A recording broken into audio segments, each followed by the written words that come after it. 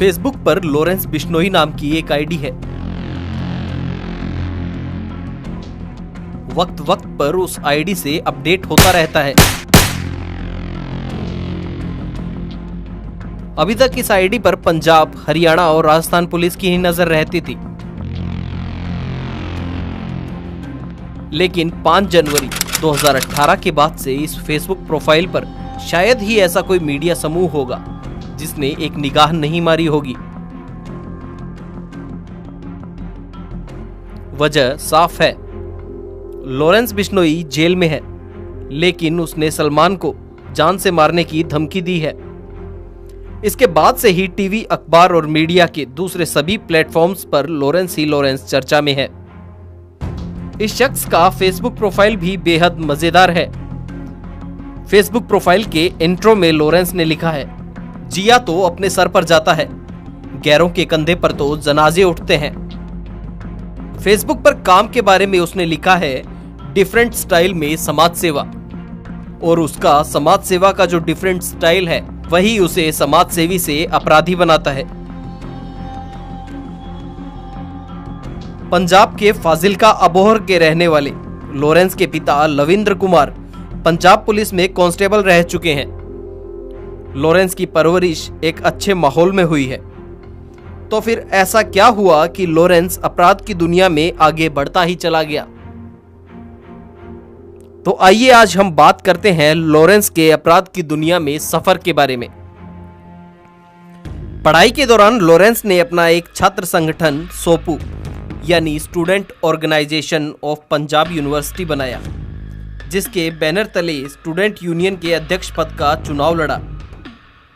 Lawrence के सामने चुनावी मैदान में उदय सह और डग का ग्रुप था, जिससे लॉरेंस चुनाव हार गया।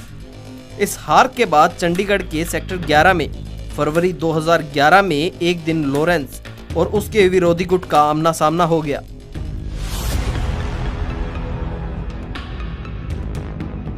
इस दौरान लॉरेंस ने उदय सह के ग्रुप पर फायरिंग कर दी। यह पहली बार था जब लॉरेंस ने फायरिंग की। दूसरी तरफ से भी फायरिंग हुई। पुलिस ने जब केस दर्ज किया तो उसमें लॉरेंस का नाम सामने आया। यह पहला मुकदमा था जो लॉरेंस के नाम पर दर्ज हुआ। इसके बाद से लेकर अब तक लॉरेंस पर करीब 50 से ज्यादा मुकदमे दर्ज हो चुके हैं, जिनमें 30 मुकदमों में लॉरेंस बरी हो चुका है। इस फायरिंग से पहले भी लॉरेंस का नाम पंजाब के कई गैंगस्टर्स के साथ जुड़ चुका है। 2006 में पंजाब के सुखना में डिम्पी नाम के एक शख्स की हत्या हुई थी। उस वक्त इस केस में रॉकी का नाम सामने आया था और लॉरेंस रॉकी का काफी करीबी था, लेकिन इस केस में उसका नाम नहीं आया।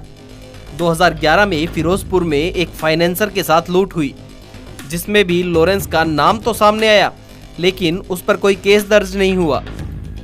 इसके बाद जब उसने फरवरी 2011 में अपने साथी छात्र नेता के ऊपर हमला करवाया, तो उस पर हत्या की कोशिश का मामला दर्ज हुआ। जेल जाने के बाद जमानत पर वो रिहा हो गया। इसके बाद फिर उसे 5 बोर की पिस्टल और एक कारतूस के साथ गिरफ्तार किया गया। इसके बाद 12 अगस्त 2012 को लॉरेंस के खिलाफ सेक्टर 34 थाने में हत्या की कोशिश, दंगा करने और कई और अपराध की धाराओं में केस दर्ज किया गया। 17 जनवरी 2015 को जब पंजाब की खर्ड पुलिस उसे कोर्ट में पेशी के लिए लेकर जा रही थी, तो वो पुलिस को चकमा देकर फरार हो गया था। दरअसल उसके मामा के 2 बेटों की दिसंबर 2014 में हत्या कर दी गई थी। यह हत्या गैंगस्टर रमी मशाणा और हरियाणा जेल में बंद भटिंडा के हरगोविंद सिंह ने करवाई थी।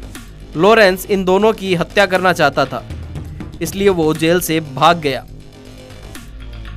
खर्ड दिल्ली होते हुए वो नेपाल गया, जहां उसने 60 लाख रुपए के विदेशी हथियार और बुलेट प्रूफ जैकेट खरीदी। अभी वो रमी मशाणा की तलाश कर ही रहा था कि 4 मार्च 2015 को फाजिल्का पुलिस के हत्थे चढ़ गया। गिरफ्तारी हुई तो पुलिस ने राहत की सांस ली, क्योंकि अगर लॉरेंस बाहर रहता तो उसने गैंगस्टर मशाणा और हरगोविंद सिंह की हत्या करनी ही थी।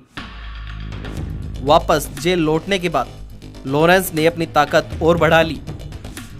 फरीदकोट जेल में बंद रहने के दौरान वो फोन इस्तेमाल करने लगा। मीडिया रिपोर्ट्स के मुताबिक उसके पास करीब 40 सिम कार्ड आ गए, जिससे वो पंजाब, हरियाणा, राजस्थान में वसूली, रंगदारी और लोगों को जान से मारने की धमकी देने के साथ ही हत्या की सुपारी भी लेने लगा। परेशान होकर जोधपुर प्रशासन ने उसे 23 जून को अजमेर की घूघरा घाटी हाई सिक्योरिटी जेल में भेज दिया। अजमेर की जेल राजस्थान में काले पानी की सजा मानी जाती है, जहां पर पूरे राज्य के कुख्यात अपराधी बंद है। अपराधियों के लिए जेल इतनी सख्त मानी जाती है कि कुख्यात आनंद पाल भी पेशी के दौरान यहां से फरार हो गया था। इसी जेल में राजस्थान के कुख्यात आनंद पाल गैंग के शूटर भी थे। इस जेल में आने पर लॉरेंस की मुलाकात आनंद पाल के भाई मंजीत और गुट्टू से हुई। आनंद पाल के एनकाउंटर में मारे जाने के बाद आनंद पाल का गुट कमजोर पड़ गया था। लॉरेंस ने इस गुट को अपनी ताकत दी। जिस अजमेर जेल में जाने से अपराधी खौफ खाते थे, लॉरेंस वहां भी पूरी मौज में रहता था। अजमेर जेल में आने के साथ ही उसके पास मोबाइल उपलब्ध हो गए। पुलिस को इस बात का पहले से ही अंदेशा था, इसलिए पुलिस ने लॉरेंस के नंबरों को सर्विलांस पर लगा रखा था। जेल से ही फोन करके आनंद पाल के सियासी विरोधी रहे सिक्कर के पूर्व सरपंच सरदार राव की अपने मोहाली के शूटर रविंदर काली को भेजकर 27 अगस्त 2017 को लॉरेंस ने हत्या करवा दी। इतना ही नहीं, जोधपुर में अपनी धाक जमाने के लिए लॉरेंस ने 17 सितंबर को सरेआम अपने शूटर हरेंद्र जाट और रविंद्र काली से जोधपुर के कारोबारी वासुदेव इसरानी की हत्या करवा दी। इसके बाद तो आनंद पाल गैंग के लोग भी उसे अपना सरगना मानने लगे। हालांकि पुलिस लॉरेंस के गुर्गों को गिरफ्तार करने में कामयाब रही, लेकिन लॉरेंस के साथ फिर से नए लोग इकट्ठे होते रहे। जेल से जो भी जमानत पर बाहर जाता वो लॉरेंस का आदमी बन जाता और उसके लिए काम करता। जेल में बैठकर अपनी आपराधिक सत्ता चला रहा लॉरेंस बिश्नोई पुराने मामले की सुनवाई के दौरान 5 जनवरी को राजस्थान के जोधपुर में पेशी पर पहुंचा। पेशी से लौटने के दौरान पुलिस की जीप में एक मीडियाकर्मी ने उससे सवाल किया। इस दौरान उसने कहा कि उस पर लगे सभी मुकदमे गलत है, पुलिस उसे फंसा रही है। इस दौरान लॉरेंस ने कहा, पुलिस का क्या है, जो हाथ आ जाता है उस पर आरोप लगा देती है।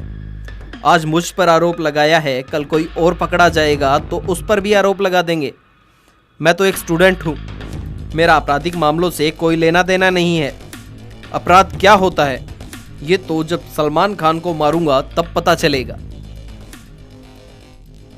ऐसे ही और मजेदार अपडेट्स के लिए हमारे चैनल अबाउट फैक्ट्स को सब्सक्राइब करना ना भूलें।